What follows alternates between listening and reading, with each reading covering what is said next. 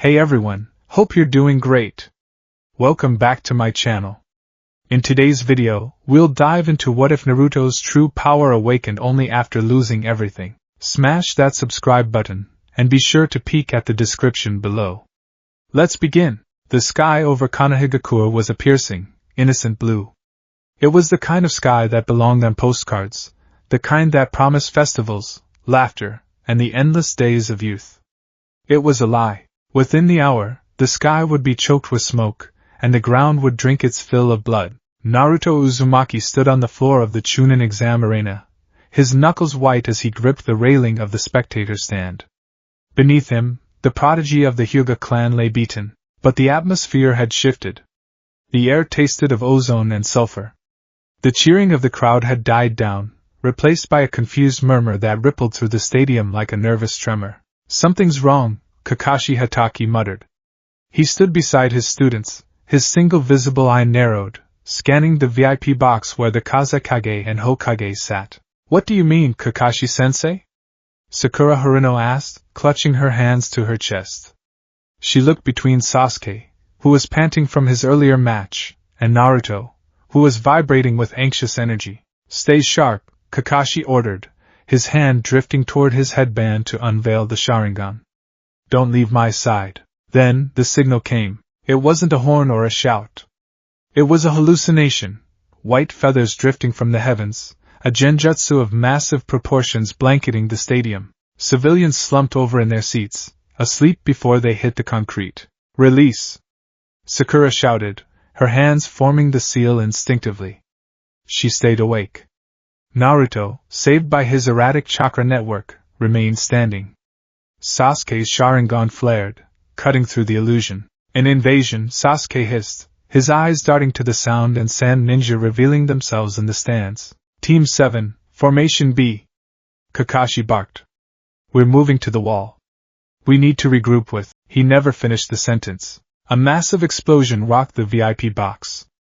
The localized barrier, purple and crackling with malicious energy, erected itself in a box formation, not around the Hokage, but around the center of the arena, trapping Team 7 inside. From the smoke of the VIP box, the Kazekage leaped down, but his face melted away like wax, revealing the pale, serpentine features of Orochimaru. He didn't go for the third Hokage. Not yet. He landed on the arena floor, 50 meters from Team 7, his golden slit eyes fixed hungrily on Sasuke Uchiha. "My," Orochimaru purred, his voice projecting clearly over the screams of the dying village outside the barrier. "I decided to change the script. The old monkey can wait. I want to ensure my harvest is ripe." Kakashi stepped in front of his students, Raikiri chirping into existence in his right hand. The blue lightning cast harsh shadows on his masked face. "Orochimaru, I won't let you touch them," the Sannin laughed. It was a wet, slithering sound. "Kakashi, the copy ninja. You still think you're playing soldier?" "Kabuto?" From the earth beneath Kakashi, a hand shot up. Not to strike, but to slap a tag onto Kakashi's ankle. Kakashi reacted instantly, spinning to slice the assailant, but his chakra flared and sputtered. A chakra suppression seal. It wouldn't hold a jonin of his caliber for long. Maybe a minute, maybe two, but against the Sannin, 2 seconds was an eternity. Kabuto Yakushi emerged from the ground, adjusting his glasses, a smirk playing on his lips. "Sorry, Kakashi-sensei. Lord Orochimaru prefers an uninterrupted dining experience." "Kakashi-sensei!" Naruto screamed, pulling a kunai. "Run!" Kakashi roared, dropping to one knee as the seal disrupted his lightning blade. "Get out of the barrier!" "Now! There is nowhere to run, little fox," Orochimaru whispered. He moved. The speed of a Kage-level shinobi is not something a genin can comprehend. To Naruto, it looked like teleportation. One moment Orochimaru was 50 meters away, the next, he was standing directly in front of Sasuke. The killing intent was physical. It slammed into them like a wall of water. Sakura fell to her knees, paralyzed by the sheer primal fear of being prey in the presence of an apex predator. Naruto froze, his lungs seizing, only Sasuke moved. Driven by the trauma of the massacre, and the hatred festering in his heart, he reacted. Fire style, fireball jutsu. The massive sphere of flame engulfed Orochimaru. Did he get him? Naruto yelled, his voice cracking. The flames parted. Orochimaru stood unscathed, his skin shedding away like burnt paper to reveal fresh, pale flesh underneath. Mediocre, he sneered. Is that all the hatred you have, Sasuke? A snake, thick as a tree trunk, erupted from Orochimaru's sleeve. It slammed into Sasuke, sending him flying across the arena. He smashed into the stone wall, coughing blood. Sasuke! Sakura screamed, finding her legs. She grabbed a handful of shuriken and threw them, her aim perfect. Orochimaru didn't even dodge. He deflected them with a wave of wind pressure generated by a mere flick of his wrist. Annoying that, he looked at Kabuto. Deal with the copy ninja. I will test the vessel. The horror began in earnest. Naruto finally snapped out of his paralysis. Shadow Clone Jutsu. 100 Narutos popped into existence, filling the arena with orange. Get away from them! The army of clones charged. Orochimaru sighed, looking bored. He pulled the sword of Kusanagi from his throat, the blade wet and gleaming. It was a massacre. Naruto felt every pop. Every clone that was sliced in half, decapitated, or crushed transmitted its final memory of pain back to him. It was a strobe light of agony. Pup pup pup. Within 10 seconds the 100 clones were gone. The real Naruto stood panting, terror gripping his heart. Orochimaru stood before him, the sword resting on his shoulder. You have a lot of chakra, boy, Orochimaru noted. But you lack discipline. You lack despair. He kicked Naruto. It was a casual blow, yet it broke 3 ribs. Naruto skidded across the dirt, gasping for air, clutching his chest. Naruto! Sasuke peeled himself off the wall. The curse mark on his neck glowed red, spreading flame-like patterns across his skin. Power, dark and intoxicating, flooded him. Chidori! The sound of 1,000 birds shrieked. Sasuke charged, his speed doubled, tripled by the curse mark. He aimed for Orochimaru's heart. Orochimaru smiled. He caught Sasuke's wrist mid-thrust. The lightning jutsu fizzled out against the Sanin's chakra. Good, Orochimaru whispered, staring into Sasuke's wide, terrified eyes. The eyes are ready. But the will, you still care about these insects. Orochimaru glanced at Sakura, who was trying to drag Naruto to safety. Let's fix that. Orochimaru twisted Sasuke's wrist, snapping the bone with a sickening crunch. Sasuke screamed. Orochimaru tossed him aside like a broken doll and turned toward Sakura. No. Sasuke wheezed, trying to stand, his left arm dangling uselessly. Don't. Orochimaru extended his neck, his head elongating on a fleshy stalk, shooting across the arena faster than an arrow. Sakura-chan! Naruto yelled, scrambling to his feet, ignoring the fire in his ribs. Sakura turned, her eyes wide, green orbs filled with the reflection of the snake. She held a kunai up, her hands trembling. She wasn't a fighter. Not like them. But she stood in front of Naruto. Run, Naruto, she whispered. Orochimaru's head slammed into her. It wasn't a bite. He summoned a snake from his mouth, a viper made of pure energy. It pierced her chest. Time seemed to stop. The sound of the battlefield faded. The roar of the giant snakes destroying the walls of Konoha became a dull hum. Naruto watched as the red blooms spread across Sakura's chipao dress. She looked down, surprised, then looked at Naruto. She tried to smile. She tried to say something comforting. She collapsed. Sakura! Sasuke howled. It was a sound of pure anguish. The curse mark overtook him completely, turning his skin gray, growing wing-like hands from his back. He threw himself at Orochimaru, no longer fighting with skill, but with the feral desperation of a child watching his world end. I'll kill you! I'll kill you! Orochimaru retracted his head, his main body dodging Sasuke's frantic swipes. Yes, Orochimaru laughed. That's it. That hatred. But it's too late, Sasuke. You failed to protect her, just like you failed your clan. Orochimaru summoned the Kusanagi blade again. Sasuke lunged, blind with tears and rage. Orochimaru sidestepped and thrust the blade upward. Naruto watched from the ground, his vision blurring. The blade entered Sasuke's stomach and exited his back. Sasuke halted. The curse mark receded, the dark pigment retreating as his life force drained. He hung on the blade, his feet dangling inches off the ground. He looked over Orochimaru's shoulder, locking eyes with Naruto. "Run!" Sasuke mouthed. Blood spilled from his lips. Dobe. Naruto Uzumaki sat on the ground. He couldn't breathe. His mind was trying to reject reality. This is a genjutsu. It has to be. Sakura is going to wake up and hit me. Sasuke is going to call me a loser, but the smell of copper was too strong. The silence of their chakra was too loud. Kakashi. Naruto croaked, looking for his sensei. Kakashi had broken free of the suppression seal. He had killed Kabuto, or a clone of him. But he was trapped behind a secondary barrier Orochimaru's Sound 4 had erected to shrink the battlefield.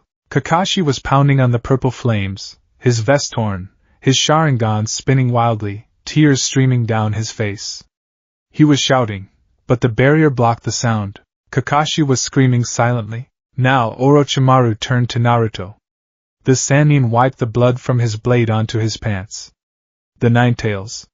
I suppose I should end you before you become a nuisance. Without your teammates you are nothing, aren't you? Naruto didn't answer. He felt a tearing sensation in his gut. The seal. Kill him, the fox roared in his head. Let me out. I will eat his entrails. I will burn this world to ash. Red chakra began to bubble around Naruto. 1 tail. 2 tails. The skin peeled off Naruto's cheeks. He was losing control. The rage was a physical thing, a blanket of fire trying to protect him from the cold reality of loss. Orochimaru tutade. 5-pronged seal. No, that won't be enough.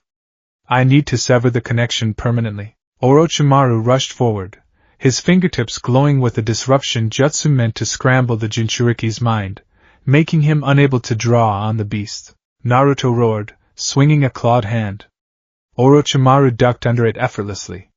He was playing with a toddler. Die! Orochimaru hissed, aiming for Naruto's heart. A shadow blurred into the arena from the crumbling spectator stands. It wasn't a powerful ninja. It wasn't Jiraiya. It wasn't the third Hokage. It was a Chunin wearing a scarred flak jacket. Iruka Umino had been helping evacuate the students. He had seen the barrier. He had seen the bodies of Sasuke and Sakura. He had seen the monster approaching the boy he thought of as a little brother. He didn't think. He didn't use a jutsu. He just moved. Iruka slid between the demon-cloaked Naruto and the Sannin. He threw his arms wide, not to attack, but to shield. SHNK. The sound was wet and final. The red chakra cloak around Naruto flickered and vanished instantly, shocked out of existence by the sight. Iruka stood there.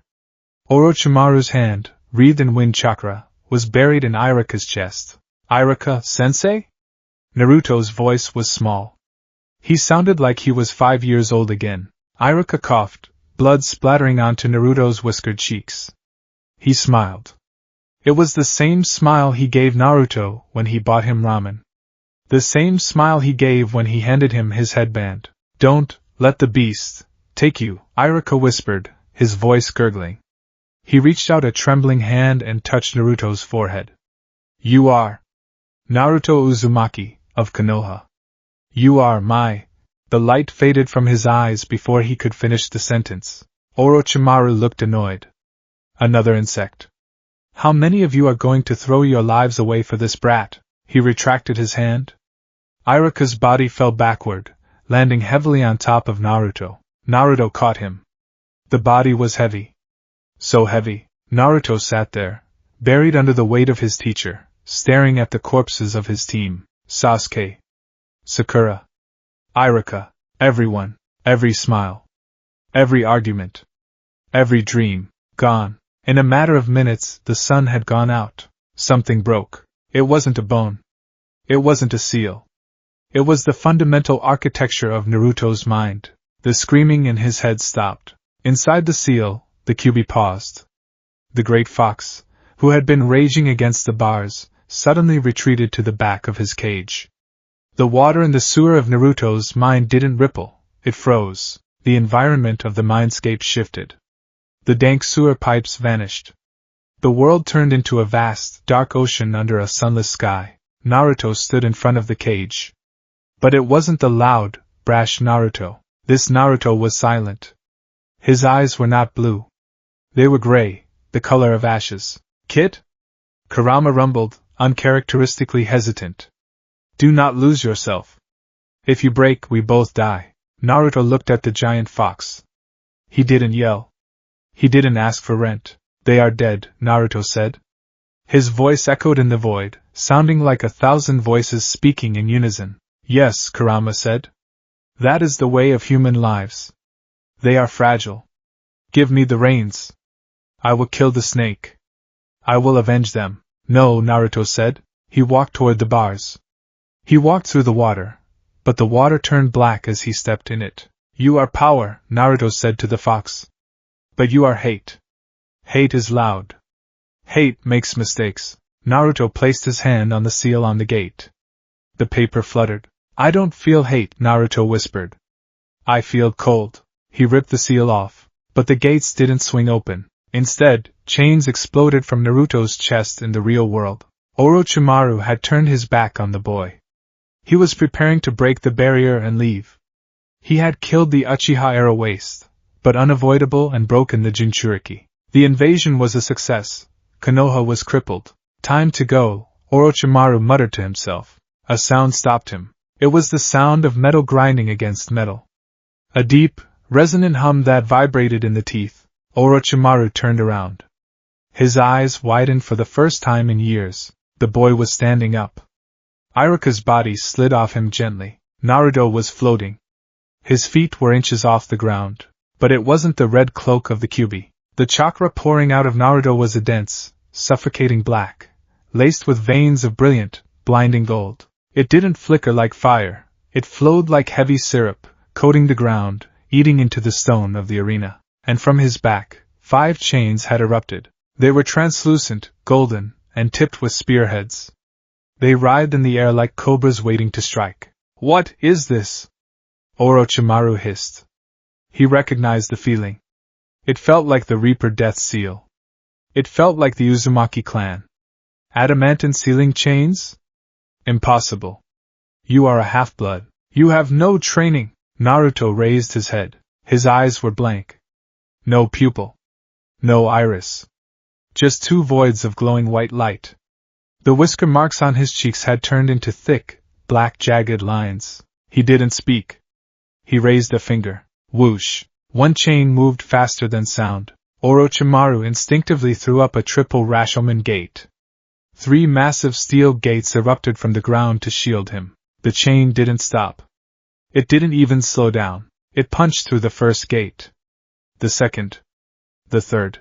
It pierced Orochimaru's right shoulder, shattering the bone and pinning him to the arena wall behind him. Arg! Orochimaru gasped, shock overriding the pain. He tried to substitute, to turn into mud, to shed his skin. He couldn't. The chain was glowing. Chakra suppression. Soul binding. You! Orochimaru gritted his teeth, realizing the danger. You are tapping into the life force of the Kyuubi directly? Without the filter of rage? You'll burn your own soul away. Naruto floated closer. The pressure in the arena increased. Gravity seemed to double. The stones around Naruto were levitating, then turning to dust. The remaining 4 chains lashed out. They didn't aim for Orochimaru. They aimed for the barrier team, the Sound 4, who were maintaining the purple flame formation. 4 chains. 4 targets. The Sound 4 didn't even have time to scream. The chains pierced the barrier, snaked through the air, and impaled them through the chests. The barrier collapsed. Kakashi, suddenly free, stumbled forward. He looked at the carnage. He saw Sasuke. He saw Sakura.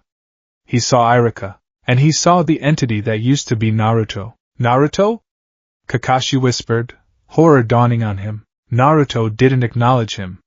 He only had eyes for the snake. The chain pinning Orochimaru retracted, yanking the Sannin forward. Orochimaru flew through the air, landing at Naruto's feet. Orochimaru looked up. For the first time, the predator felt like prey. He looked into those white, void-like eyes and saw nothing. No hesitation. No morality. Release me, Orochimaru commanded, though his voice wavered. I am immortal.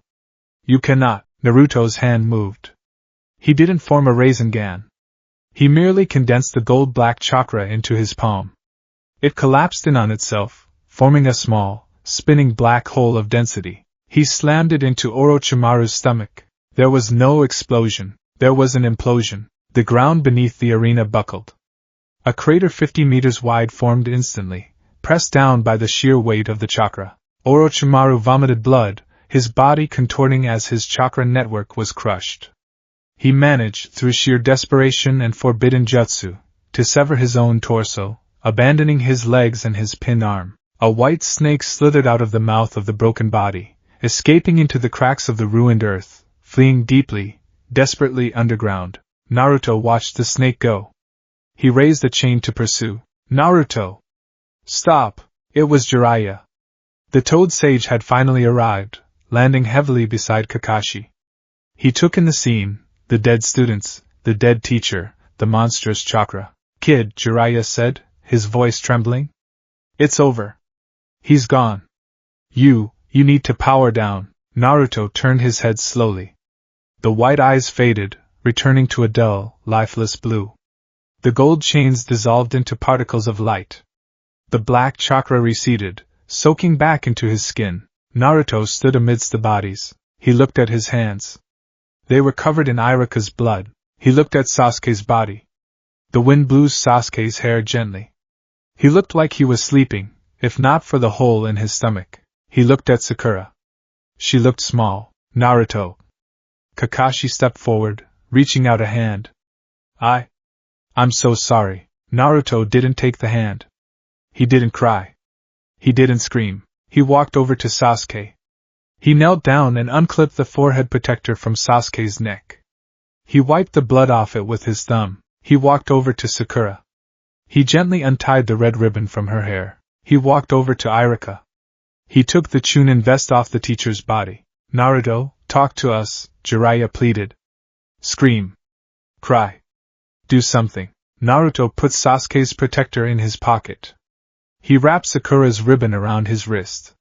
He folded Iruka's vest and tucked it under his arm. He looked at the third Hokage, who had arrived on the rim of the crater, old and battered from his own battles, staring down in sorrow. Naruto looked at the village symbol carved into the stone wall above the arena. Then he spoke. His voice was raspy, dry, and terrifyingly flat. The village, Naruto said. It was supposed to protect them. We tried, Kakashi choked out. Weak, Naruto said. He turned his back on them. He began to walk toward the exit of the arena. Where are you going? Jiraiya stepped in his path. Naruto, you're in shock. You need a hospital. You need, move, Naruto said. The killing intent that flared wasn't the Kyuubi's. It was Naruto's. It was cold, sharp, and absolute. It froze Jiraiya in place for a fraction of a second, long enough for Naruto to walk past him. Naruto! Kakashi shouted. Naruto didn't look back. He walked through the tunnel, out of the arena, and into the burning streets of Konoha. He walked past the fighting. He walked past the screaming civilians. He walked past the invading ninja, who took one look at his dead eyes and the dense chakra radiating from him and fled in the opposite direction. He walked until he reached the main gates of Konoha. The sun began to set, painting the sky in violent hues of orange and purple. Naruto stopped at the threshold. He looked back at the village one last time. He didn't see home. He didn't see the Ichiraku ramen stand. He didn't see the Hokage monument. He saw a graveyard. He turned around and walked into the forest. The sun dipped below the horizon, and the world went dark. The first thing Naruto noticed was the silence. It wasn't the quiet of a library, or the hush of a forest before a storm. It was a physical weight, a vacuum that pressed against his eardrums. For his entire life, Naruto Uzumaki's existence had been loud. It had been filled with the roar of the blonde kid shouting for attention, the jeers of villagers, the scolding of teachers, the banter of rivals, and the incessant, underlying rumble of the beast sealed within his gut. Now, there was nothing. He opened his eyes.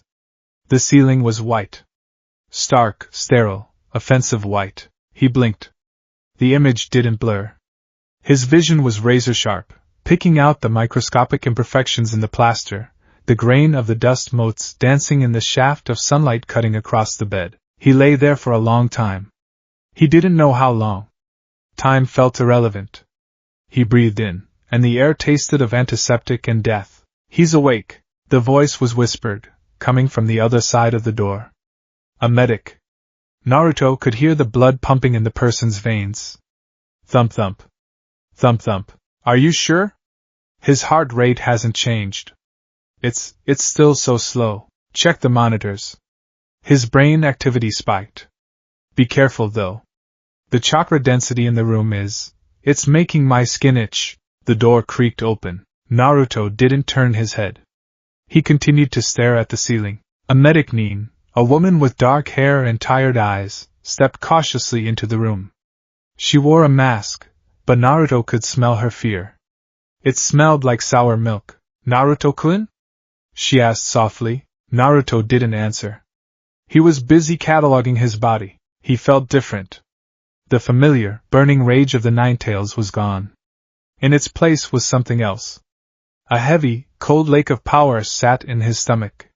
It didn't churn. It sat still, dense as lead. It flowed through his pathways not like fire, but like liquid mercury, heavy, toxic, and incredibly strong. He flexed his fingers.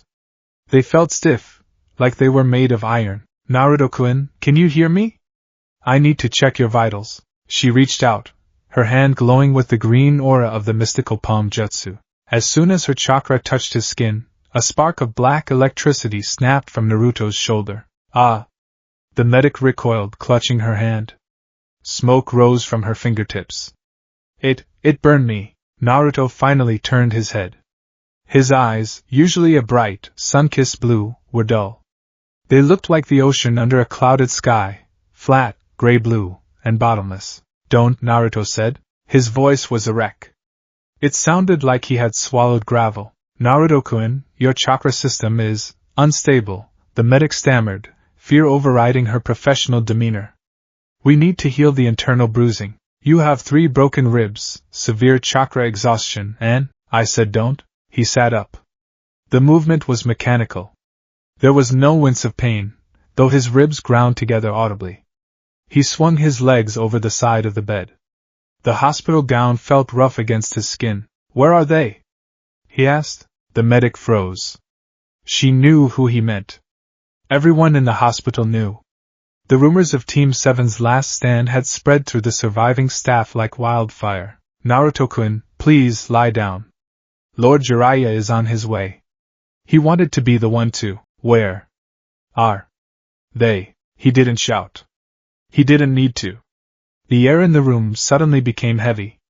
The glass pitcher of water on the bedside table developed a hairline fracture. Crack. The medic took a step back, trembling. The morgue. In the basement. "But you can't go down there. It's a restricted area, and you're in critical condition." Naruto stood up. His knees didn't buckle. He felt stronger than he ever had in his life. It was a terrible, hollow strength. He walked past the medic. She didn't try to stop him. She couldn't. The aura surrounding him felt like standing next to a reactor core. It was sickness. It was cold. Naruto walked into the hallway. The hospital was in chaos. The invasion had filled every bed, every gurney, every inch of floor space. Moans of pain echoed from the wards. Nurses ran back and forth with bloody towels. Naruto walked through them like a ghost. He stepped around a gurney carrying a sobbing Chunin who had lost a leg. He ignored the wailing of a mother holding a bandaged child. He felt nothing. Normally, Naruto Uzumaki would be weeping. He would be running to help. He would be shouting promises that everything would be okay. But the boy who did those things had died in the arena. He found the stairs and began the descent. Down. Into the dark. The morgue was cold. It was a different kind of cold than the one inside him. This was the cold of refrigeration, of preservation. There were no guards. The village was too stretched thin to guard the dead. Naruto pushed the heavy double doors open. The room was vast, filled with rows of metal tables covered in white sheets. The sheer number of bodies was staggering. The invasion had cost Konoha dearly. Naruto didn't look at the tags on the toes. He knew where they were. He could feel the fading resonance of their chakra, like an echo in an empty canyon. He walked to the back of the room, to a secluded corner where 3 tables sat side by side. He stopped at the first one. His hand trembled, just once, before he gripped the sheet and pulled it back. Sasuke Uchiha? His face was pale, almost blue. The arrogant scowl was gone, replaced by a slack, peaceful expression that didn't suit him. His eyes were closed. The hole in his stomach had been stitched up, cleaned, and dressed, but the shirt was missing. Naruto stared at the face of his rival. His brother. Run! Dobe! The words echoed in his mind clear as a bell. Naruto reached out and touched Sasuke's cheek. It was ice cold. You idiot, Naruto whispered. You were supposed to kill Itachi. You were supposed to revive your clan. He moved his hand down to the bedside table where Sasuke's personal effects were bagged.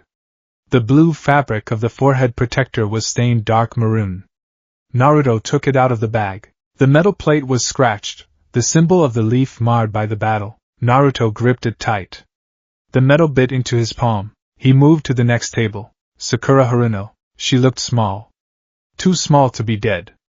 Her pink hair was fanned out on the metal pillow, cleaned of the dust and blood.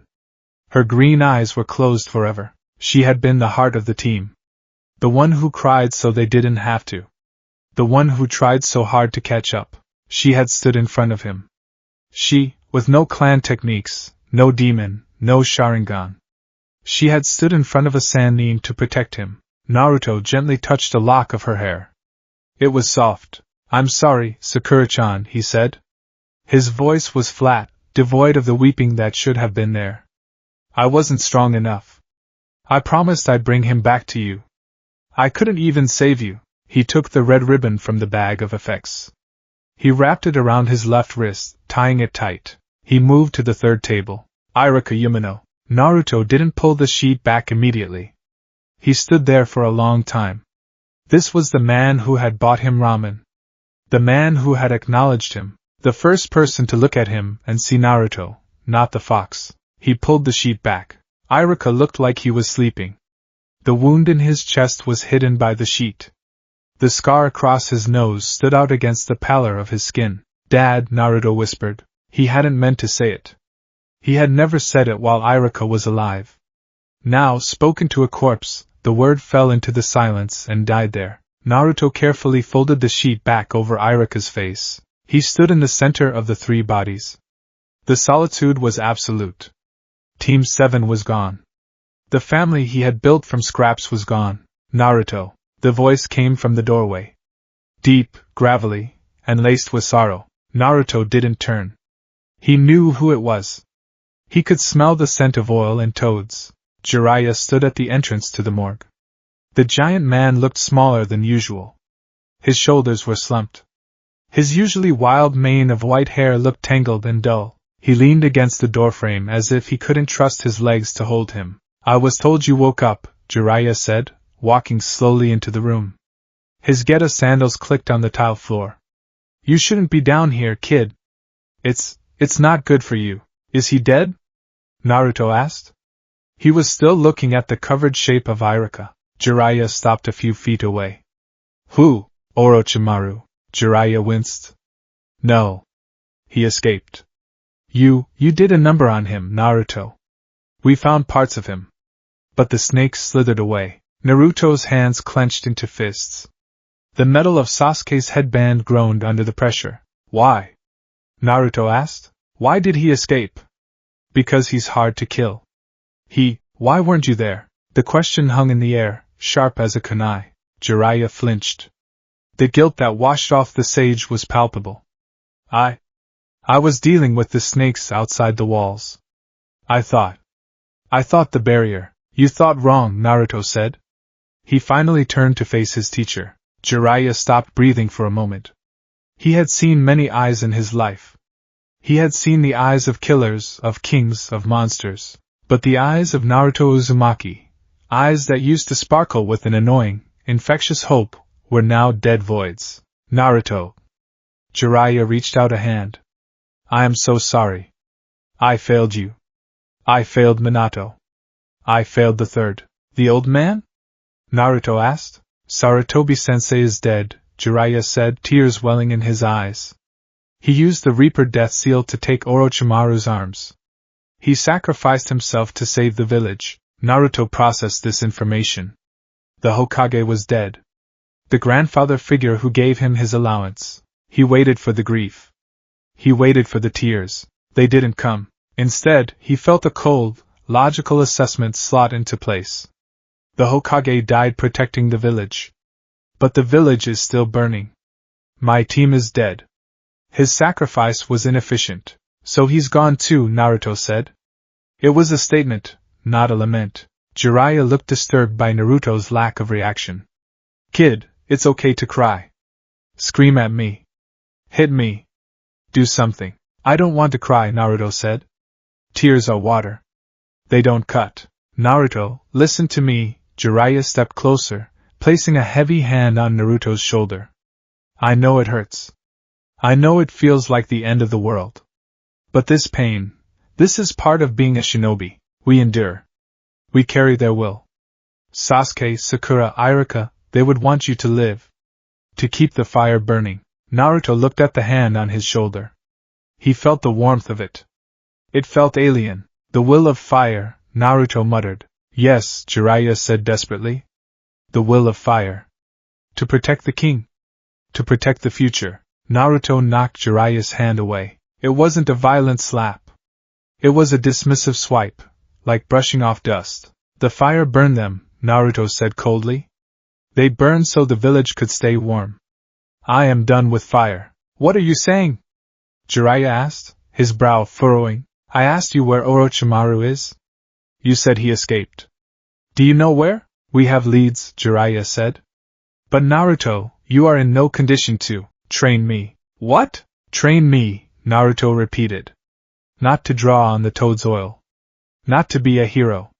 Train me to kill him. Jiraiya looked at the boy, no, the young man, standing before him. He saw the shadow of Minato, but twisted. He saw the darkness of Orochimaru's obsession. I can't teach you revenge, Naruto. Revenge is a poison.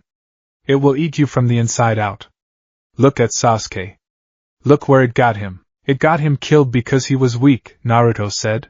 The slap echoed through the morgue. Jiraiya had struck him. It was an impulsive reaction, born of frustration and grief. Naruto's head snapped to the side. A small trickle of blood ran from his lip. He didn't touch it. He slowly turned his head back to face Jiraiya. His expression hadn't changed. Are you done? Naruto asked. Jiraiya looked at his own hand, horrified. Naruto.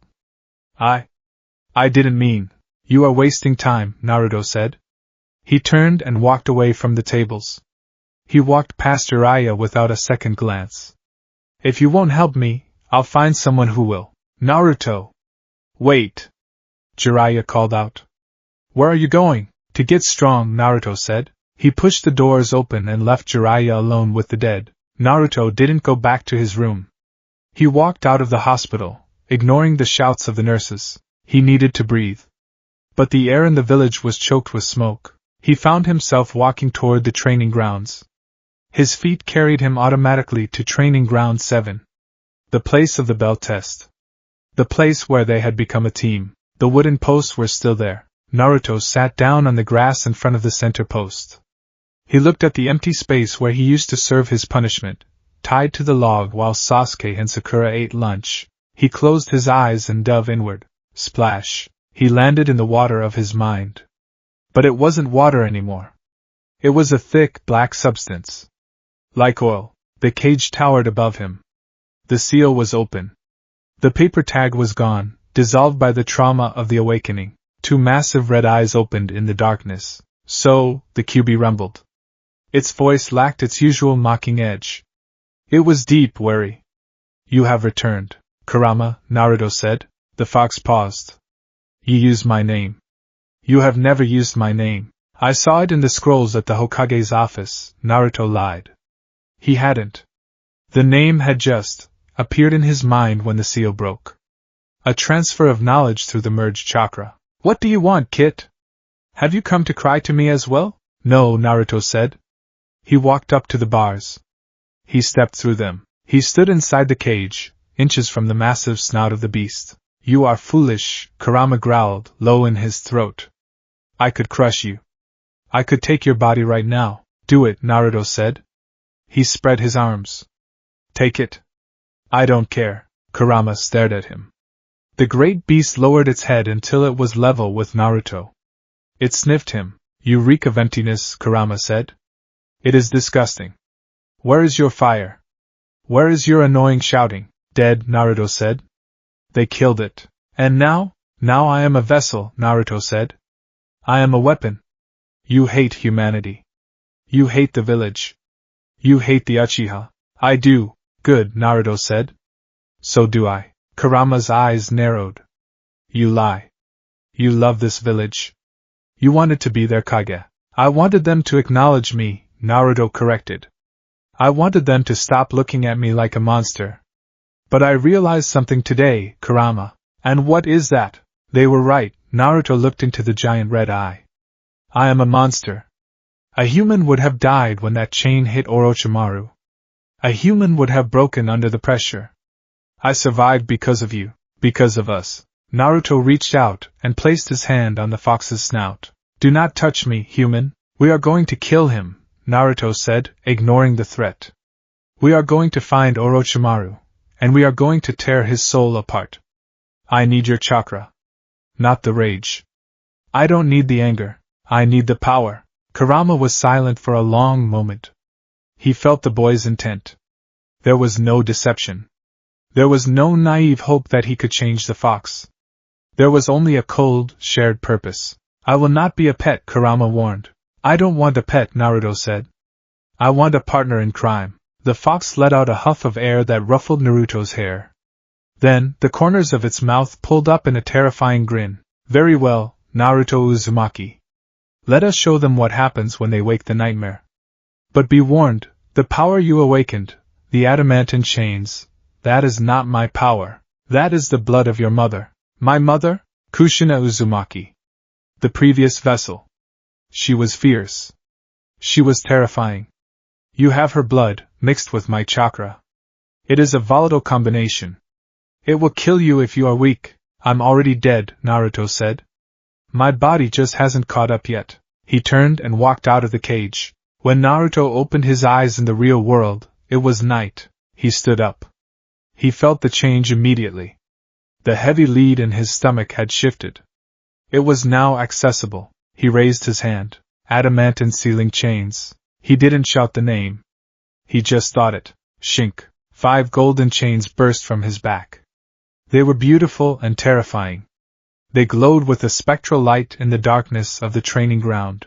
Naruto willed them to move. It felt like moving a new limb, awkward at first, painful. The chains were rooted in his spine. Every movement sent a jolt of agony through his nerves, but he welcomed the pain. It grounded him. He lashed out at the wooden post. The chain whipped forward. It didn't just break the wood, it pulverized it. The post exploded into splinters. Troublesome. Naruto froze. The chains hovered in the air behind him, like the tails of a scorpion. He turned his head. Shikamaru Nara stood at the edge of the clearing. He was wearing his morning clothes, a simple black kimono. His usual slouch was gone.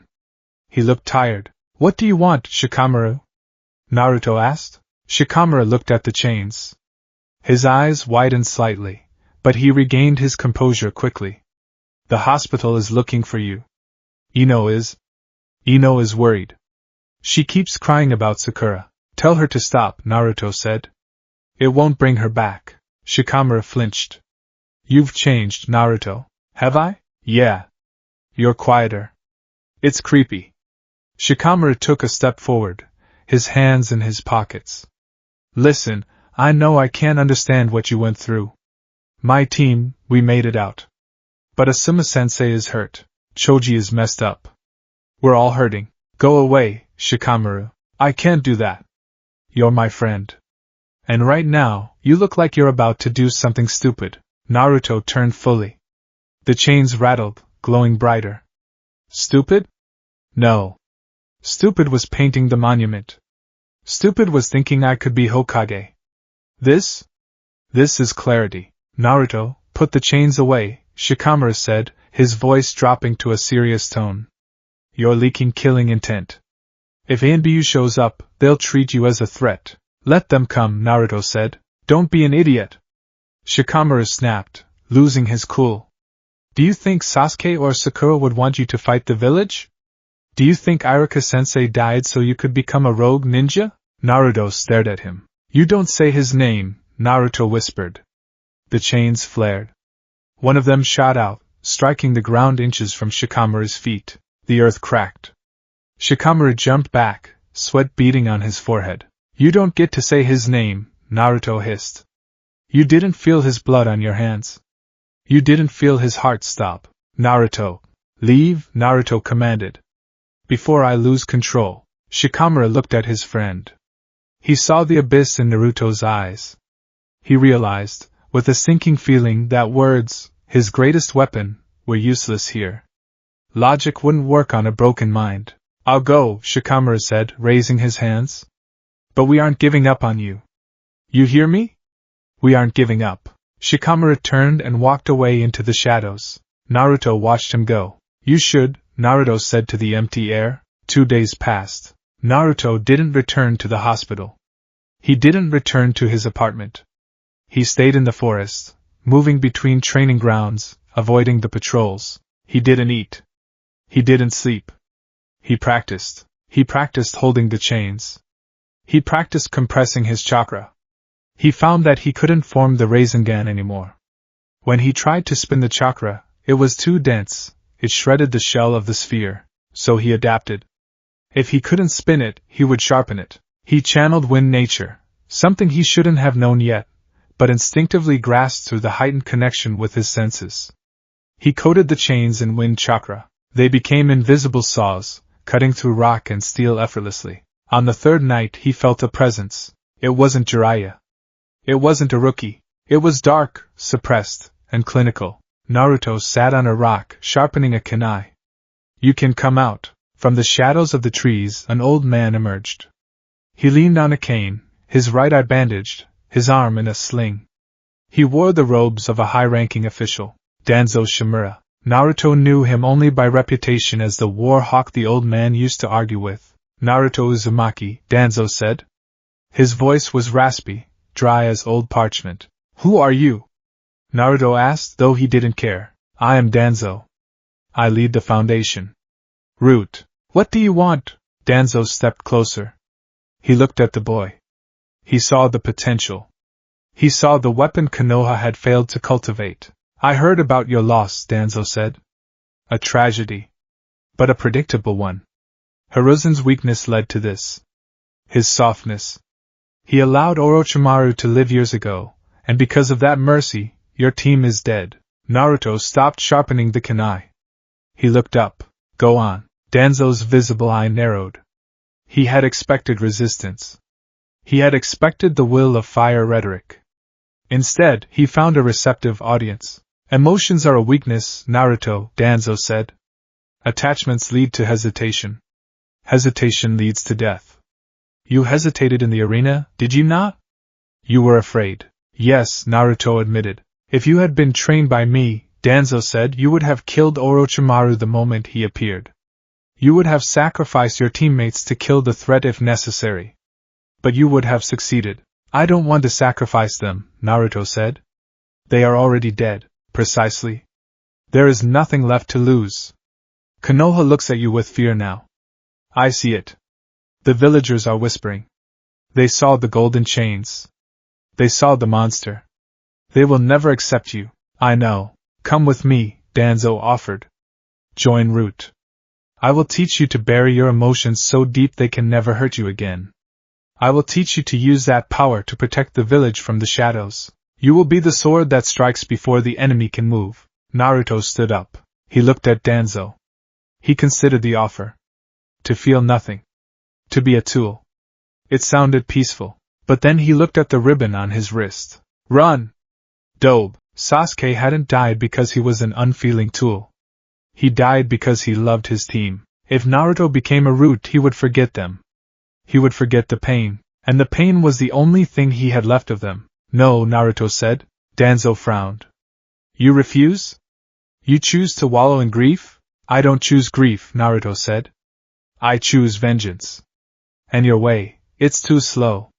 You hide in the shadows. You play politics. I don't want to protect this village from the shadows, old man. Then what do you want? I want to burn the world that allowed this to happen, Naruto said. And I don't need a master to do it. Naruto released his killing intent. It slammed into Danzo. Danzo's AMBU guards, hidden in the trees, tensed to strike. Stand down, Danzo ordered them, though his hand gripped his cane tighter. He looked at Naruto with a mixture of disappointment and wariness. You are making a mistake. Alone, you will be hunted. The Akatsuki, Orochimaru. Other nations. They will come for you. Let them come, Naruto said. I'm hungry. Danzo stared at him for a long moment. Then he turned around. Pity. A wasted asset. Do not get in my way, boy. Or I will finish what Orochimaru started. If you try, Naruto said to Danzo's back, I'll kill you too. Danzo vanished into the darkness. The encounter with Danzo solidified it. Naruto couldn't stay. Konoha was suffocating. Every street corner held a memory. Every face was a reminder of what he had lost. And the people, the way they looked at him. Before, it was disdain. Now, it was terror. They didn't see the prankster anymore. They saw the boy who walked out of a massacre covered in blood, with eyes like a shark. He couldn't heal here. He would only rot. He went to his apartment one last time. It was dusty. The milk in the fridge had expired. He packed a small bag. A few changes of clothes. His frog wallet empty. A few scrolls of sealing supplies he had stolen from the hospital. He picked up the picture frame on his bedside table. Team 7. Kakashi with his eye closed, Sasuke looking annoyed, Sakura smiling, and Naruto grinning like an idiot. He took the photo out of the frame. He folded it carefully and put it in his inner pocket, next to his heart. He left the headband, his own headband, on the table. He didn't need it. He wasn't a ninja of the leaf anymore. Not in spirit. He tied Sasuke's slashed headband around his neck, letting the metal plate rest against his collarbone. He walked to the window and looked out at the village. The lights were coming on. It looked peaceful. It was a lie. Goodbye, he whispered. He jumped. He moved across the rooftops, silent as a shadow. He reached the main gates. The guards were asleep, Izumo and Kotetsu. Typical. Naruto walked past them. He stepped out of the village gates. Going somewhere? Naruto stopped. Kakashi was leaning against the archway of the gate. He held his Ika book, but he wasn't reading it. His eye was fixed on Naruto. Kakashi, Naruto said. I had a feeling, Kakashi said, closing the book. You've been avoiding me. Avoiding everyone. I'm leaving. You're a genin of the leaf. You can't just leave. That makes you a missing nin. A rogue. I don't care about the title, Naruto said. Naruto, Kakashi pushed off the wall. I can't let you go. The world is dangerous. The Akatsuki are hunting you. I know. Then stay. We can protect you. I will protect you. I promise, I won't fail you again. Naruto turned to look at his sensei. You can't protect me, Kakashi. You couldn't protect them. Kakashi flinched as if struck. His eye dropped. I know. And I will live with that regret forever. But running away won't fix it. I'm not running away, Naruto said. I'm going hunting. Naruto. Don't try to stop me, Naruto warned. The air began to vibrate. The golden chains uncoiled from beneath his jacket, hovering menacingly. Kakashi's eye widened. Naruto, don't do this. I have to. Then I have to stop you. Kakashi lifted his headband, revealing the Sharingan. Even if I have to break your legs and drag you back. Naruto looked at the Sharingan. It reminded him of Sasuke. You can try, Naruto said. He assumed a stance, not the gentle fist, not the academy style. It was a feral crouch, low to the ground, chains writhing like tails. For a moment, teacher and student stared at each other. The ghost of Team 7 stood between them. Then, the wind blew, a leaf fell, and they clashed. Steel met chain. Lightning met wind, and the night exploded into violence. Rain in the Hidden Leaf Village was rarely just weather. It was a mood, a collective exhale of the sky that seemed to mirror the soul of the inhabitants. Today, the rain was torrential. It drummed against the tiled roofs, turned the dirt streets into rivers of mud, and washed the soot and ash from the invasion off the stone faces of the Hokage monument. But it couldn't wash away the smell.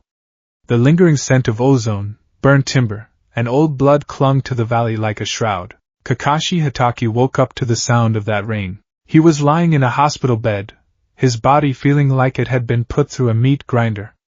His left arm was in a sling, and his chakra coils ached with the dull throb of severe exhaustion. He blinked his single visible eye, staring at the white ceiling. The memories of the previous night crashed into him. The gate. The confrontation.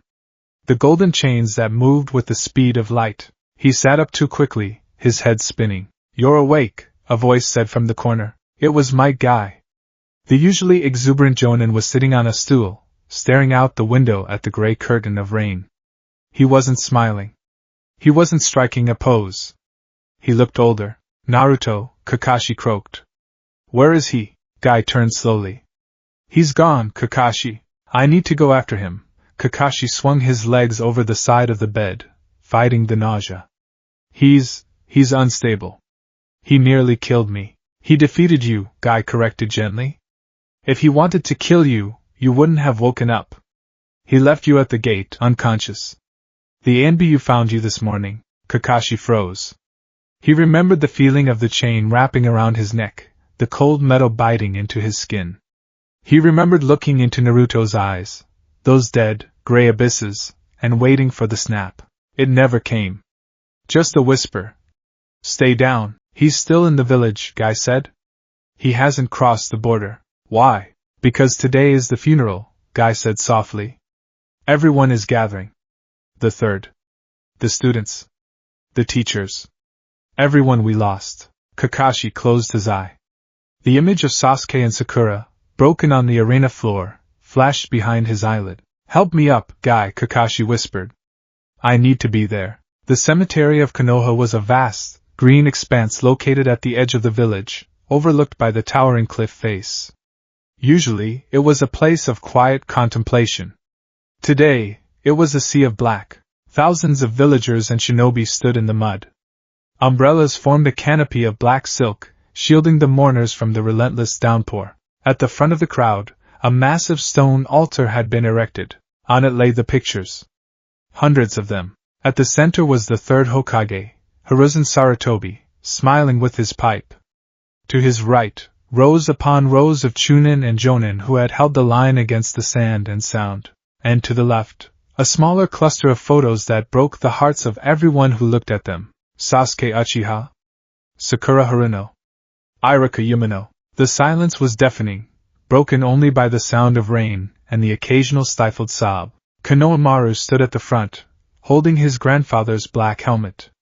He was weeping openly, his small shoulders shaking. Moegi and Udon clung to him, sharing his grief. Behind them stood the remaining rookies. Ino Yamanaka was a wreck.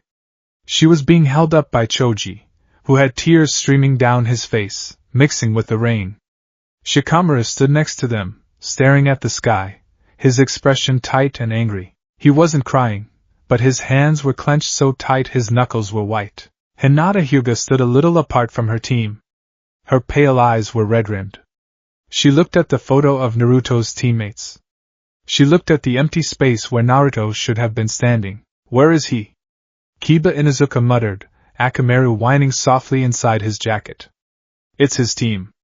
He should be here." "Maybe he can handle it," Shino Aburame said, adjusting his dark glasses. "Grief manifests differently in everyone." "He's alive though, right?" Ino choked out. I heard rumors. That he's in the hospital. That he changed." "He's here," Niji Hyuga said quietly. The prodigy of the Hyuga clan had his Byakugan activated. He wasn't looking at the altar. He was looking toward the treeline at the very back of the cemetery, far away from the main crowd. "Niji?" Tenten asked. "His chakra." Niji broke off, a bead of sweat rolling down his temple. "It's dark. It feels like gravity." Hinata turned. She activated her own Byakugan. Her vision turned monochrome. She scanned the tree line. There he was. Naruto stood under the shelter of a large oak tree, 50 meters away from the nearest mourner. He wasn't wearing funeral black. He was wearing a dark gray cloak with the hood pulled up, shadowing his face. He wasn't holding an umbrella. The rain fell around him, but it seemed to avoid him, repelled by the subtle, high-density aura of chakra that coated his skin. He stood perfectly still, like a statue carved from grief. Naruto-kun, Hinata whispered. Without thinking, she stepped away from her team. Hinata, wait, Kiba hissed. The ceremony is starting. She didn't listen. She navigated through the sea of black coats, moving toward the back. Her heart hammered against her ribs.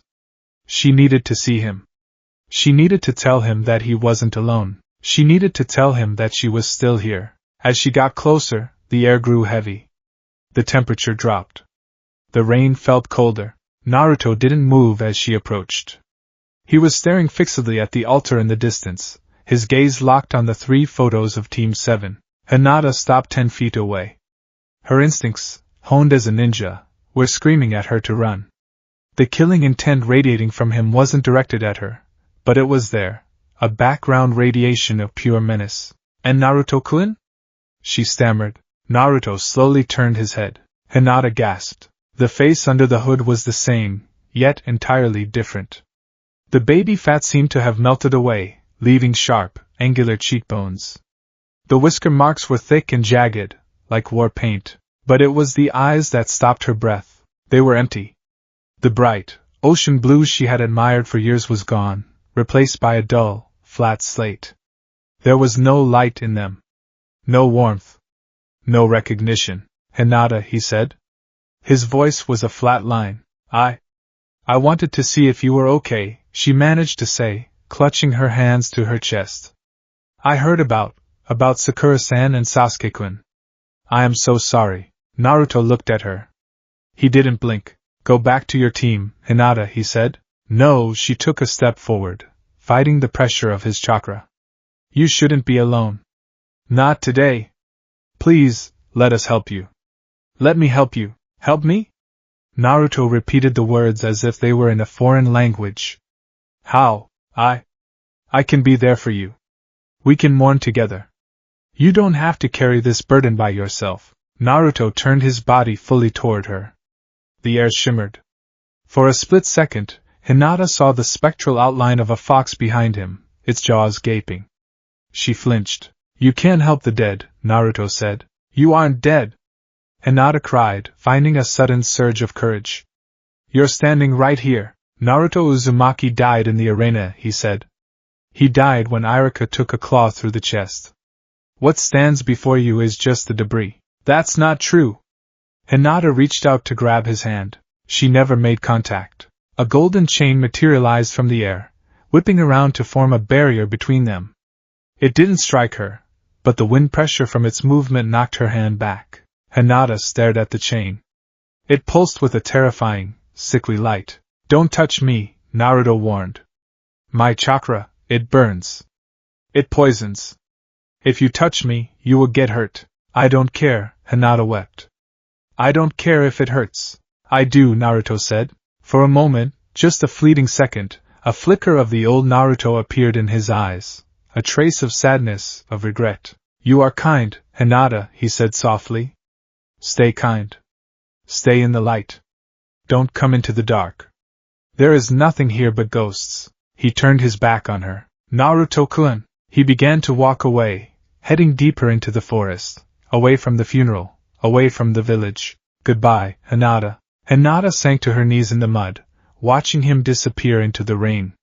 She realized then, with a breaking heart, that she was mourning one more person today. Naruto walked through the forest.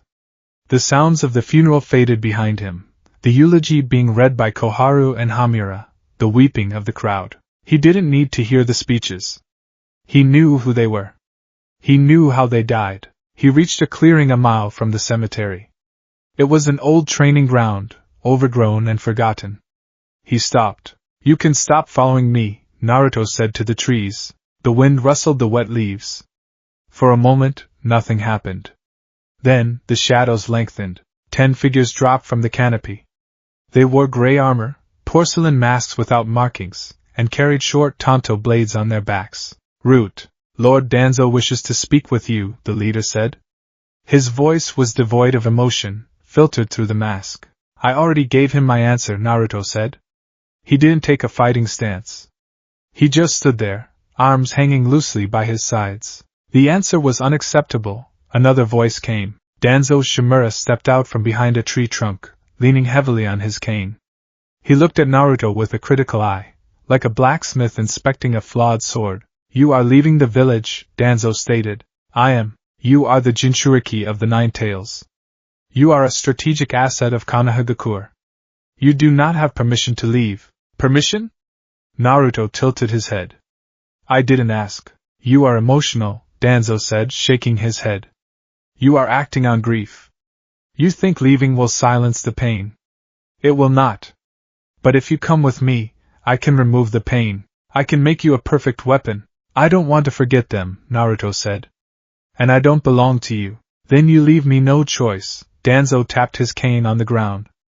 If I cannot control the weapon, I must secure it until it can be broken. Seize him. Do not kill him. Break his limbs if necessary. The 10 Root Anbu moved as one. They were elite. They were fast. They were not enough. Adamantine chains seal. Naruto didn't move his hands. 5 golden chains exploded from his lower back, ripping through his cloak. They moved with a sentient hunger. 2 Anbu lunged from the front. The chains intercepted them midair, wrapping around their waists. Crunch. The chains didn't just bind, they constricted. The armor crumpled like paper. The Anbu didn't even scream. The air was squeezed out of their lungs before their spines snapped. Naruto tossed their bodies aside like ragdolls. Formation B. The leader shouted, realizing the threat level had just skyrocketed. The remaining 8 scattered, throwing kunai attached to explosive tags. Naruto didn't dodge. He spun. Wind style, great breakthrough. He exhaled a gust of wind, but it was mixed with the heavy, toxic chakra of the fox.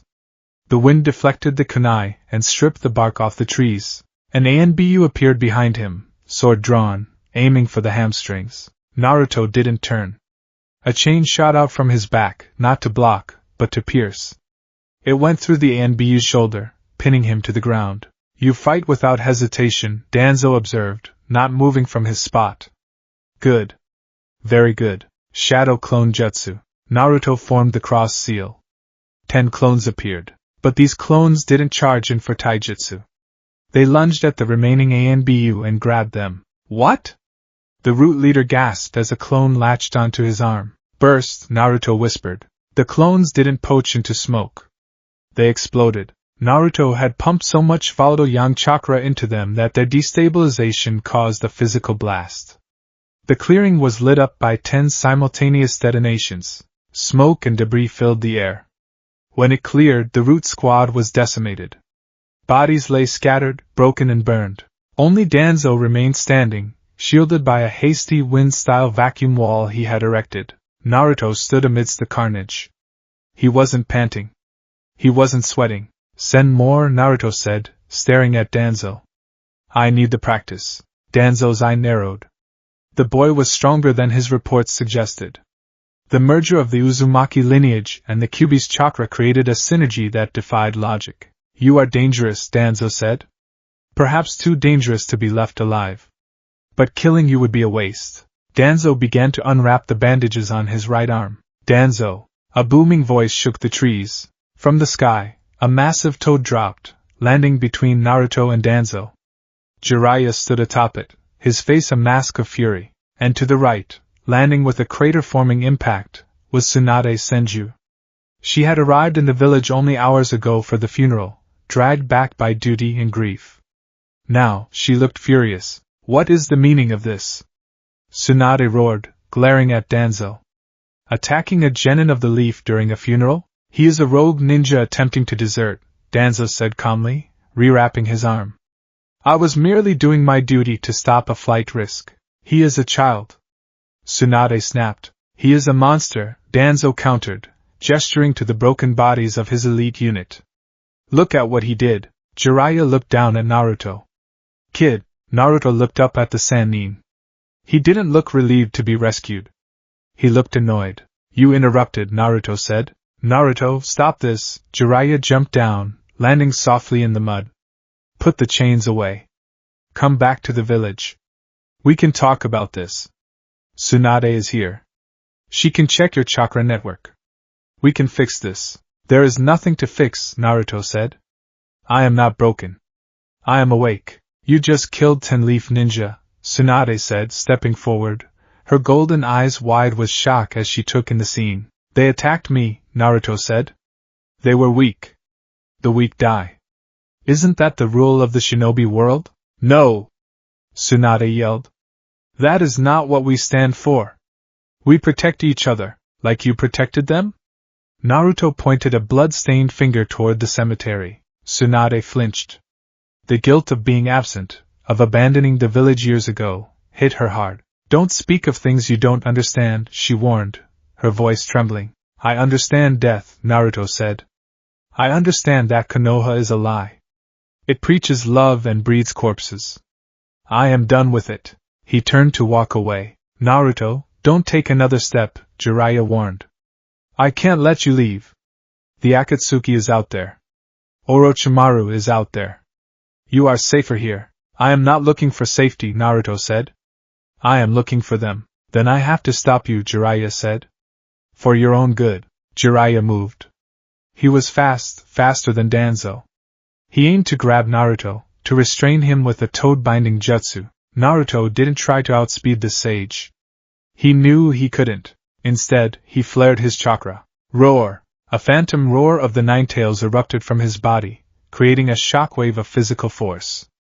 Jiraiya was forced to skid to a halt, crossing his arms to block the debris. The adamantine chains lashed out, creating a spinning dome around Naruto. Tsunade!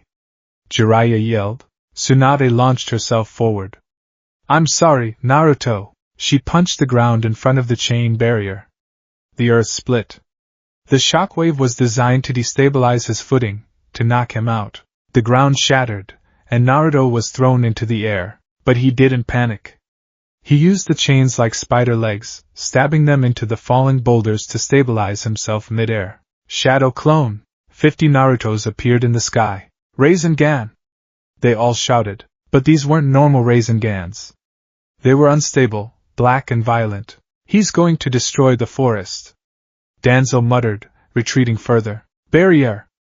Jiraiya clapped his hands. Needle Jizo! His hair elongated, wrapping around him and Tsunade to shield them. Naruto didn't throw the Rasengans at them. He threw them at the ground, at the trees, creating a massive cloud of dust and smoke. Boom! The shockwave rattled the teeth of everyone present. When the dust settled, the forest clearing was a crater. Jiraiya lowered his hair shield. Tsunade coughed, waving away the smoke. Naruto! Jiraiya shouted, scanning the area. There was no sign of him. He's gone, Danzo said, stepping out from behind a rock. He used the chaos to mask his chakra signature and escape. Damn it! Tsunade punched a tree, snapping it in half. How did it come to this? He's Minato's son! He's supposed to be the hero. The hero died, Jiraiya said sadly, looking at the destruction. We just witnessed the birth of something else. He walked over to where Naruto had been standing. Something was glittering in the mud. Jiraiya bent down and picked it up. It was a leaf headband. The cloth was blue, the metal plate pristine. It was Naruto's original headband. He had left it behind. He abandoned his status, Danzo said coldly. He is a rogue ninja now. I will add his name to the bingo book. You will do no such thing. Tsunade snarled, grabbing Danzo by the collar of his robe. If you put a bounty on him, I will dismantle root brick by brick. He killed my men, Danzo said, unflinching, and you provoked him. Jiraiya stepped between them. Stop it. Fighting amongst ourselves won't bring him back. Jiraiya looked at the headband in his hand. He clenched it tight. I will find him, Jiraiya vowed. I don't care how long it takes. I will bring him back. He won't come back, Jiraiya, Tsunade said, her voice hollow. I saw his eyes. There was nothing there. Naruto ran. He ran until his lungs burned. He ran until the village was just a speck on the horizon. He ran until the rain stopped and the moon broke through the clouds. He stopped at the border of the land of fire. He stood on a high ridge overlooking the valley. He was soaking wet, muddy, and exhausted. His chakra coils ached from the overuse of the chains. He reached into his pocket and pulled out the other headband. The one with the slash across the symbol. The one that belonged to Sasuke. He tied it around his forehead. The cold metal felt heavy.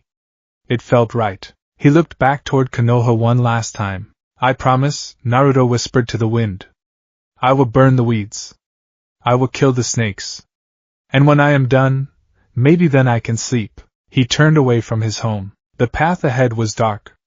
It was lonely, but he wasn't alone. We have work to do, Kit, Kurama's voice rumbled in his mind. Yeah, Naruto said. He stepped forward, disappearing into the night. Behind him, Konoha slept, unaware that its greatest protector had just become its darkest ghost. The funeral was over. The hunt had begun. The world outside the hidden villages was not kind. It was a lawless expanse of jagged rocks, dense forests, and roads paved with the bones of travelers who couldn't pay the toll. In the 2 years since the invasion of Konoha, the geopolitical landscape had shifted. Small wars had erupted in the vacuum of power left by the third Hokage's death and the crippling of the Sand Village. In the land of rivers, a torrential downpour turned the road into a slurry of mud. A small, dilapidated tavern sat on the edge of a ravine, its windows glowing with dim, yellow light. Inside, the air was thick with tobacco smoke and the smell of cheap sake. A group of rogue ninjas sat at a corner table. Their forehead protectors were slashed, some from the mist, some from the rock. They were loud, drunk, and confident. I'm telling you, it's just a ghost story, a burly man with a scar across his nose laughed, slamming his tankard down. A golden demon? Please, it's probably just some ANBU squad using genjutsu to scare off scavengers. I don't know, Goro, a thinner man whispered, glancing nervously at the door. My cousin was working a guard detail for a sound transport in the land of rice paddies. The whole convoy vanished. No bodies, just empty wagons and deep trenches dug into the earth. They say the ground was glowing. You're an idiot, Goro sneered. If there was a bounty hunter that good, he'd be in the bingo book. There's no name, no face. Just this gold nonsense. I bet it's Orochimaru cleaning up his own loose ends. The door to the tavern creaked open. The wind howled, blowing rain into the establishment. The fire in the hearth flickered, casting long, dancing shadows against the walls. A figure stepped inside. He was tall, perhaps 5'6", draped in a tattered gray cloak that was soaked through. He wore standard shinobi sandals, but his legs were wrapped in black bandages. A bamboo hat obscured his face. The tavern went quiet. Not because he looked imposing. He looked like a traveler, but because the moment he crossed the threshold, the air pressure in the room dropped. The stranger walked to the bar. His movements were fluid, devoid of wasted energy. He didn't stomp the mud off his boots, he just glided. Sake, the stranger said. His voice was a rasp, like dry leaves scraping over stone. The bartender, a grizzled old civilian who had seen enough killers to know when to keep his mouth shut, poured a cup with trembling hands. Goro, emboldened by alcohol and the need to assert dominance, stood up. He walked over to the stranger, his hand resting on the hilt of a broadsword strapped to his hip. Hey, Goro grunted. You're letting all the heat out. Take off the hat. Let's see the face of the rude bastard interrupting our drink. The stranger didn't turn. He lifted the sake cup to his lips beneath the brim of the hat. I'm talking to you. Goro grabbed the stranger's shoulder. Snap. It happened so fast that Goro's brain couldn't process the visual information. One moment his hand was on the cloak. The next, a golden, translucent spike had erupted from the stranger's back, pierced Goro's wrist, and pinned his hand to the wooden bar counter. Arg! Goro screamed, staring at his impaled hand. The gold chain wasn't metal. It was chakra, dense and hot, searing the wound cauterized instantly. The stranger slowly finished his sake. He placed the cup down. You touched me, the stranger said. He turned around. The bamboo hat tilted up. Goro's eyes widened. He saw a metal plate around the boy's neck, a leaf headband with a horizontal slash through the symbol. He saw whiskers that looked like tribal scars, and he saw eyes that were dead, gray voids. The golden demon, the thin rogue whispered, knocking his chair over as he scrambled backward. Kill him! Goro shrieked to his comrades. 3 rogues drew weapons, kunai, shuriken, a heavy axe. They charged. Naruto Uzumaki didn't weave a single hand sign. He didn't shout a jutsu name. From beneath the cloak, for more chains erupted. They moved not like snakes, but like whips of light. Wish. Thud. Wish. Thud. The first rogue was decapitated before he took 2 steps. The chain acted like a razor wire, slicing through neck and bone effortlessly. The second rogue, the axe wielder, was struck in the chest.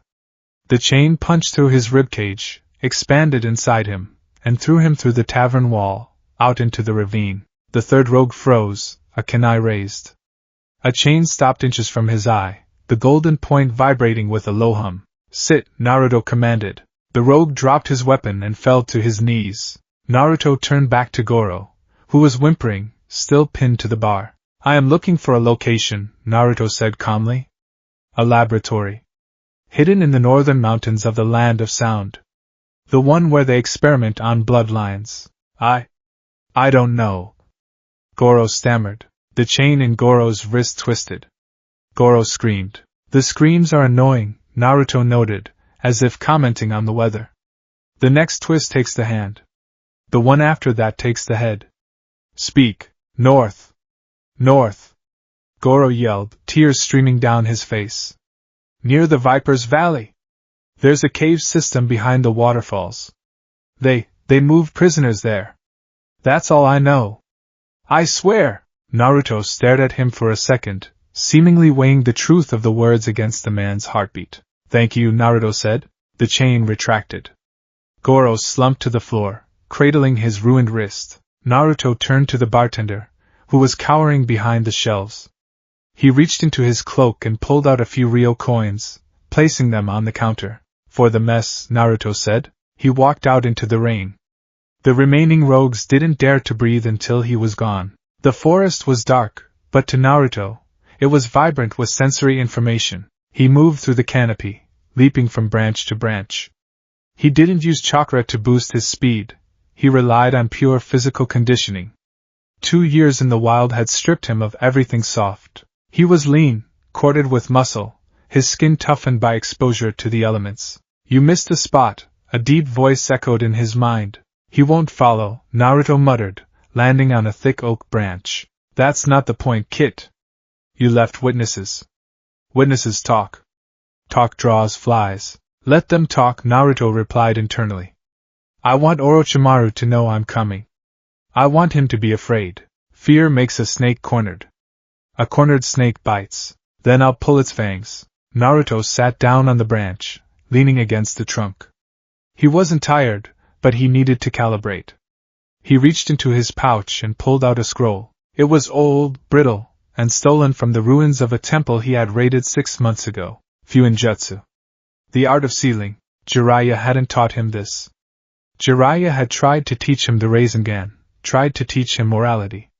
Naruto had rejected the morality, and the Rasengan didn't work with his new chakra. So, he taught himself. He unrolled the scroll. The complex geometric patterns danced before his eyes. To most, it was gibberish.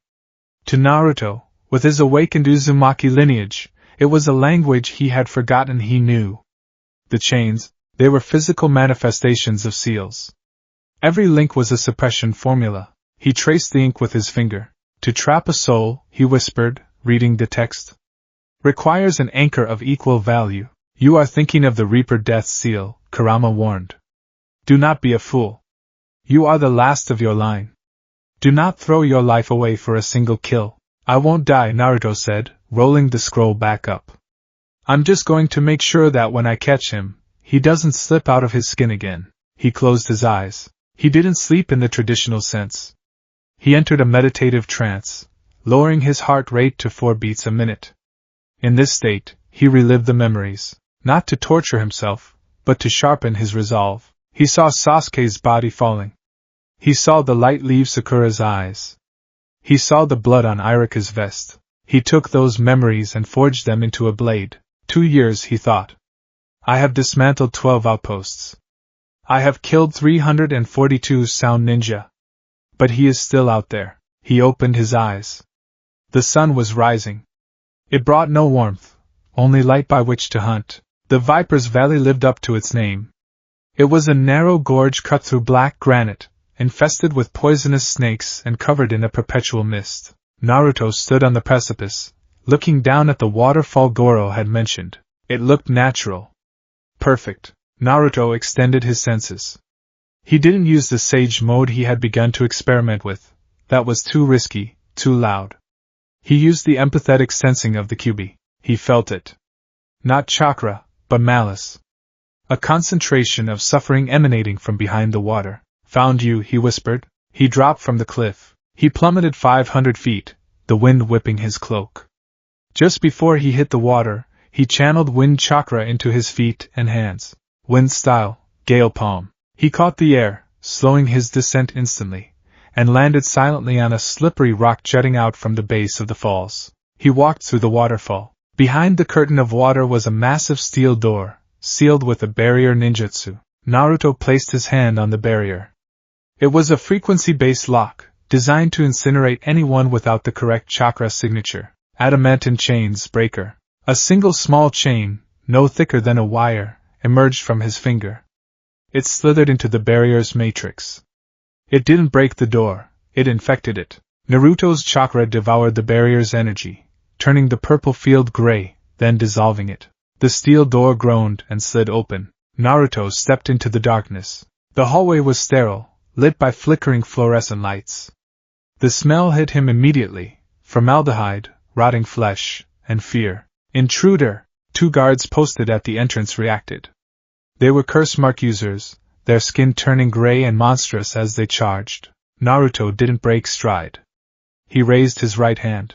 Wind style, vacuum blade. He swung his arm horizontally. He held no weapon, but the wind pressure extended from his fingertips in an invisible, razor-sharp arc. The guards ran past him. Then, their torsos slid off their legs. Naruto stepped over the bisected bodies, his sandals squelching in the fresh blood. He felt nothing. No revulsion, no triumph. Just the cold efficiency of a task being completed. He moved deeper into the facility. Alarms began to blare. Red lights flashed. Sector 4 breach. Subject is hostile. Level 5 threat. A blast door ahead of him began to close. Naruto sprinted. He blurred, moving faster than the hydraulic mechanism. He slid under the closing door and rolled to his feet on the other side. He was in a large atrium. Balconies lined the walls, filled with sound ninja throwing shuriken and firing jutsu. Fire style, dragon flame bomb. Earth style, mud bullet. Explosions rocked the floor around him. Naruto danced through the chaos. He was a gray blur, dodging with minimal movement. A fireball singed his cloak. A rock grazed his cheek. He stopped in the center of the room. Enough, he said. He slammed his palms together. Uzumaki art, adamantine storm. This was his own creation. 10 chains erupted from his back. But they didn't just strike, they spun. They whirled around him like the blades of a helicopter, expanding outward in a growing circle of death. The chains deflected the incoming jutsu. Then, they reached the balconies. Stone shattered. Steel bent. Flesh tore. The chains hunted. They sought out chakra signatures and extinguished them. Men were pulled from the railings and crushed. Others were impaled against the walls. In 10 seconds the atrium was silent, save for the dripping of blood and the whirring of the cooling ventilation fans. Naruto stood in the center, the chains retracting slowly, dripping red. He looked up at the only door he hadn't destroyed. The director's office. He walked up the stairs, stepping on the corpses of his enemies without looking down. He kicked the door open. Inside, a man in a white lab coat was frantically stuffing scrolls into a bag. He looked up, his glasses sliding down his nose. He wasn't a warrior. He was a scientist. Please. The scientist begged, backing away until he hit the desk. I'm just a researcher. I didn't kill anyone. Naruto walked over to him. He grabbed the man by the throat and lifted him off the ground. You dissected them, Naruto said, glancing at the jars of preserved organs lining the shelves. You took people and turned them into things. I was following orders. Orochimaru, he would have killed me, so you chose to be a monster to survive, Naruto said. I understand that choice. He tightened his grip. Where is he? I don't know. He moves every week. He went to the land of rice paddies, to the southern stronghold. He's preparing a vessel. A new body. Sasuke's body is dead, Naruto said coldly. Whose body? I don't know. Some prisoner. A crystal release user. Please let me go. Naruto looked at the man. He saw the cowardice. He saw the evil that thrived when good men did nothing. Go, Naruto said, dropping him. The scientist gasped, falling to the floor. Thank you? Thank you? He scrambled toward the door. Naruto raised a finger. Wind style, air bullet. A compressed sphere of air, small as a marble but moving at the speed of a bullet, shot from Naruto's finger. It pierced the back of the scientist's skull. The man fell dead in the doorway. I lied, Naruto whispered. He picked up the bag of scrolls. Intel. Maps. Formulas. He turned to leave, but stopped. He felt something. Below, a chakra signature that felt familiar. Not a person, but a feeling.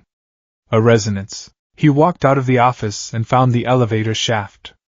He cut the cables and jumped down, landing in the sub-basement. The dungeon. Rows of cages. Most were empty, their occupants long dead. But in the far back, one cage was occupied. Naruto walked up to it. Inside, a girl sat huddled in the corner. She had red hair. Deep dark red. She looked up. She was gaunt, terrified. She wore a collar that suppressed her chakra. Naruto froze. Uzumaki, Kurama growled. She smells like the whirlpool. Naruto gripped the bars. Who are you? The girl flinched. Karen. Naruto looked at her hair. It was the same shade as the woman in his visions. The mother he had never known. Stand back, Naruto ordered. Karen scrambled to the back of the cell. Naruto ripped the door off its hinges with a single tug of a chain. He walked in. Karen pressed herself against the wall, trembling. Are you going to bite me? Naruto stopped. He saw the bite marks on her arms. Dozens of them. Scars upon scars. No, Naruto said softly. He reached out. She flinched, expecting pain. He touched the collar on her neck. He pulsed his chakra, precise, controlled. The locking mechanism shattered. The collar fell to the floor. Karen gasped, feeling her chakra return. She looked at him, sensing his energy. Your chakra. She whispered, her eyes wide. It's like mine. But darker. Cold. Can you run? Naruto asked. I think so. Then run, Naruto said. Get out of here. Go west. The land of grass is that way. Don't stop until you are free. Why? She asked. Who are you? Naruto turned away. He couldn't look at her. She was a reminder of a heritage he had only just discovered, a family he had been denied. I'm no one, Naruto said. He walked out of the cell. Wait. Karen called out. There's a big one. The warden. He's guarding the exit. I know, Naruto said. I can smell him. The exit tunnel was a cavernous natural cave. Standing in the middle of it was a monstrosity. He was at least 7 feet tall, his skin dark gray, covered in hardened bone plates. A curse mark fully activated. He held a massive steel club spiked with chakra-conductive metal. Little rat, the warden mumbled, his voice echoing. You made a mess of my house. Naruto stopped 10 paces away. You're big, Naruto observed. And you are small, the warden laughed. He swung the club. The air pressure alone cracked the ground. Naruto didn't dodge. Clang. 2 golden chains crossed in front of him, catching the club. The ground beneath Naruto shattered, his feet sinking into the rock, but he didn't buckle. Strong, Naruto noted. I will grind your bones to dust. The warden pushed, his muscles bulging. Naruto's eyes narrowed. Strength is useless if you can't hit the target. The chains vanished. Naruto dropped to the ground, sliding between the warden's legs. He channeled wind chakra into his hand, forming a blade. He slashed the warden's Achilles tendon. The metal skin sparked, but didn't cut. Hardened skin? Naruto sked. Earth-style integration. The warden spun, bringing the club down. Naruto backflipped, the club missing his nose by an inch. He's durable, Naruto analyzed. Wind style isn't penetrating the bone armor. I need to crush him. Naruto landed on a stalagmite. Kurama. Give me 20%. It will hurt, the fox warned. I like the pain. The black chakra bubbled up.